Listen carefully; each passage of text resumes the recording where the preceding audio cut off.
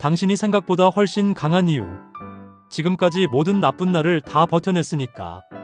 2024년 겨울, 70세 이기만 씨는 욕실 거울 앞에 서서 자신을 바라보고 있었다.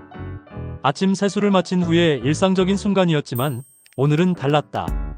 어젯밤 손주 하은이가 던진 한마디가 계속 머릿속을 맴돌고 있었기 때문이다. 할아버지는 정말 강하신 것 같아요. 지금까지 모든 어려운 일들을 다 이겨내셨잖아요. 그 말을 들었을 때 이기만 씨는 당황했다. 강하다고? 내가? 아니야, 하은아. 할아버지는 강한 사람이 아니야. 그냥 살아온 것뿐이지. 하지만 손주는 고개를 저으며 말했다. 아니에요. 할아버지가 말씀해주신 이야기들, 어려운 시절에 가족 부양하신 것, 사업 실패하셨을 때도 다시 일어나신 것, 할머니 아프실 때 간병하신 것, 그 모든 걸 견뎌내셨잖아요. 100% 성공률이에요. 100% 성공률. 그 표현이 묘하게 마음에 와닿았다. 거울 속 자신을 보며 이기만 씨는 생각했다. 정말 그런가? 내가 강한 사람인가? 과소평가의 전문가. 평생을 살아오면서 이기만 씨는 항상 자신을 평범한 사람, 아니, 오히려 부족한 사람이라고 생각해왔다. 다른 사람들은 다 잘 사는 것 같은데 자신만 힘들다고 느꼈다. 특히 요즘처럼 SNS로 다른 사람들의 삶을 쉽게 볼 수 있는 시대에는 더욱 그랬다. 친구들의 해외여행 사진을 보면 나는 언제 저런 여행을 할 수 있을까? 했고, 동창들의 성공 소식을 들으면 나는 왜 이렇게 평범할까? 하며 자책했다. 하지만 손주의 말을 듣고 나니 문득 깨달았다. 자신이 겪어온 수많은 어려움들을 말이다. 잊혀진 승리들. 1970년대 가난과의 첫 번째 전쟁. 25살 갓 결혼한 이기만 씨에게는 꿈이 있었다. 작은 공장이라도 하나 차려서 가족을 행복하게 해주고 싶었다. 하지만 현실은 녹록지 않았다. 신혼집은 반지하 원룸이었고 겨울이면 벽에 성에가 껴서 이불이 젖을 정도였다. 아내 순자는 임신 중이었는데 병원비가 부담스러워 정기검진도 제대로 받지 못했다. 그때 정말 막막했어. 하루벌이로 간신히 먹고 사는데 아이까지 태어나면 어떻게 키우나 싶었지. 하지만 포기하지 않았다. 낮에는 공장에서 일하고 밤에는 택배 아르바이트를 했다. 하루에 4시간도 못 자는 날이 대부분이었다. 손이 터져서 피가 나도 몸이 아파도 일을 멈출 수 없었다. 지금 생각해보니 그때 내가 어떻게 그걸 견뎌냈는지 신기해. 20대 체력이라고 해도 한계가 있을 텐데. 1980년대 사업 실패라는 절벽. 30대 중반, 이기만 씨는 드디어 작은 철물점을 차렸다. 10년간 모은 돈과 빌린 돈을 모두 투자했다. 처음 몇 년은 잘 되는 것 같았다. 아이들도 둘이나 생겼고 좀 더 넓은 집으로 이사도 할 수 있었다. 하지만 1980년대 말 경제 불황이 닥쳤다.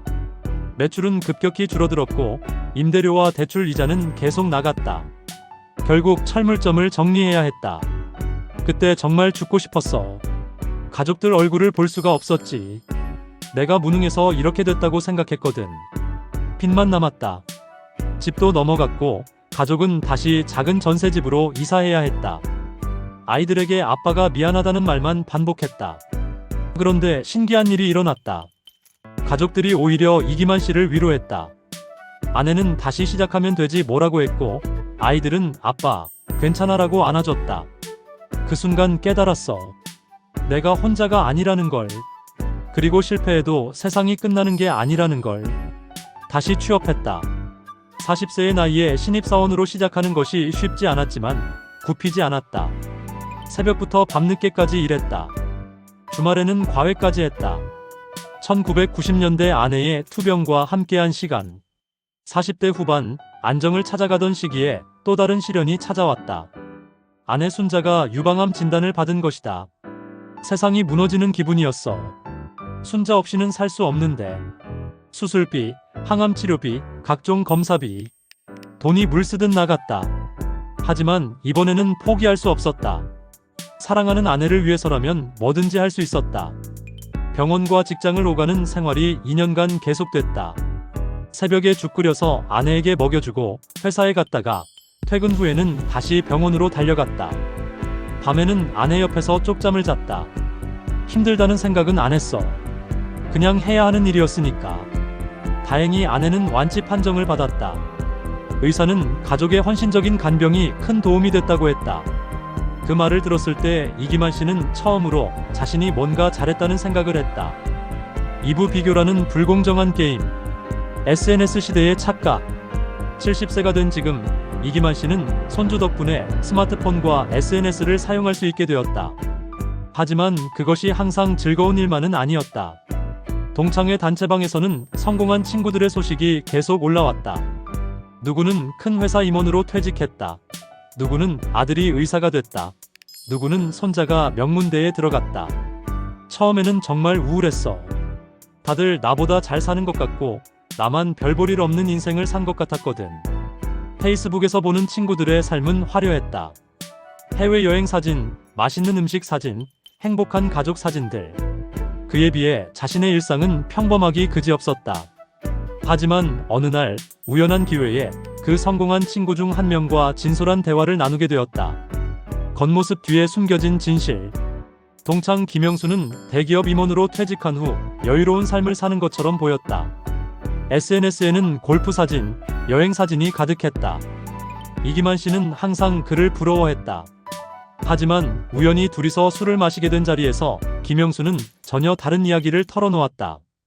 김하나, 너는 참 복받은 인생을 산 것 같아. 가족들과 화목하고 건강하고. 무슨 소리야? 너야말로 성공한 인생 아냐? 성공? 겉으로만 그래 보이는 거지. 나는 평생 회사에만 매달려 살았어. 아이들 어릴 때 제대로 놀아준 적도 없고 아내랑 대화도 별로 안 했지. 지금 아이들은 나를 ATM 정도로 생각하는 것 같고 아내와는 사실상 남남이야. 김영수의 말을 듣고 이기만 씨는 충격을 받았다. 그렇게 부러워했던 삶 뒤에 이런 아픔이 있을 줄 몰랐다. 그리고 건강도 엉망이야. 고혈압, 당뇨, 위염, 스트레스로 생긴 병들이지. 너처럼 건강하게 나이 드는 게 얼마나 큰 복인지 몰라. 비교의 불공정성 깨닫기. 그날 집에 돌아온 이기만 씨는 많은 생각을 했다. 자신이 그동안 얼마나 불공정한 비교를 해왔는지 깨달았다. 남들의 하이라이트와 자신의 일상을 비교했고 남들의 겉모습과 자신의 속마음을 비교했다. 당연히 자신이 초라해 보일 수밖에 없었다. 내가 바본지. 남들 SNS 보고 부러워하고 있을 때 정작 그 사람들은 내가 가진 것을 부러워하고 있었을지도 몰라. 자신의 삶을 다시 돌아보니 감사할 것들이 너무 많았다. 건강한 몸, 화목한 가족, 오랜 친구들. 이 모든 것이 당연한 것이 아니었다. 강인함의 재발견. 손주와의 대화에서 시작된 깨달음. 며칠 후 이기만 씨는 손주 하은이와 다시 이야기를 나누었다. 하은아, 네가 그날 한 말. 할아버지가 강하다고 했잖아. 정말 그렇게 생각해? 네, 정말이에요. 할아버지 이야기 들어보면 정말 대단하세요. 저라면 그런 일들을 견뎌낼 수 없을 것 같아요. 하지만 할아버지는 그때그때 어떻게 해야 할지 몰랐어. 그냥 해야 하니까 한 것뿐이야. 그게 바로 강함 아닌가요? 어려워도 포기하지 않고 계속하는 것? 하은이의 말에 이기만 씨는 새로운 깨달음을 얻었다. 자신이 생각하는 강함과 실제 강함은 다를 수 있다는 것이다. 자신은 늘 강한 사람을 영화 속 영웅 같은 존재로 생각해왔다. 두려움 없이 모든 것을 해결하는 완벽한 사람들. 하지만 진짜 강함은 그런 것이 아니었다. 진짜 강함의 의미. 할아버지, 제가 본 진짜 강한 사람들은 모두 할아버지 같은 분들이에요. 그게 무슨 뜻이야? 두려워하면서도 해야 할 일을 하는 사람들요. 완벽하지 않아도 포기하지 않는 사람들. 실패해도 다시 일어나는 사람들. 하은이의 말을 듣고 이기만 씨는 자신의 과거를 다시 보게 되었다. 이번에는 다른 시각으로. 가난했을 때도 가족을 위해 밤낮 없이 일했던 것, 사업에 실패했을 때도 다시 일어섰던 것, 아내가 아플 때 간병을 포기하지 않았던 것. 이 모든 것이 사실은 엄청난 강인함이었다. 그때는 선택의 여지가 없다고 생각했는데 사실 선택은 있었던 거네. 포기할 수도 있었고 도망갈 수도 있었는데 나는 끝까지 버텼구나. 100% 성공률의 의미.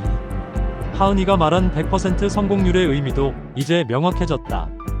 완벽하게 성공했다는 뜻이 아니라 모든 어려움을 이겨내고 살아남았다는 뜻이었다. 시련의 아픔도 견뎠고, 경제적 어려움도 극복했고, 사업 실패의 절망도 이겨냈고, 가족의 병원도 함께 헤쳐나갔다. 완벽하지 않았지만 포기하지 않았다. 그래, 나는 지금까지 모든 나쁜 날을 다 견뎌냈어. 그리고 지금도 여기 서 있고. 이 깨달음은 이기만 씨에게 큰 변화를 가져다 주었다.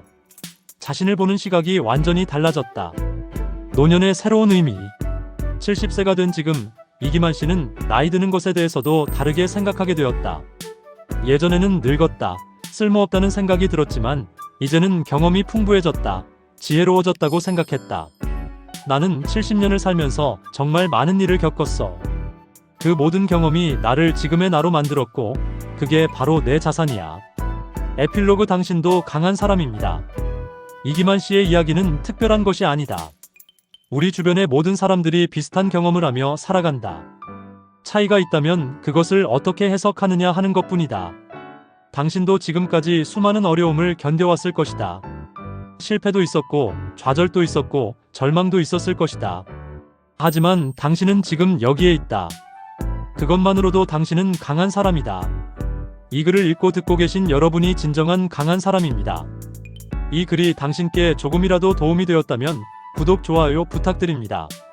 구독, 좋아요는 다음 영상 제작에 큰 힘이 됩니다.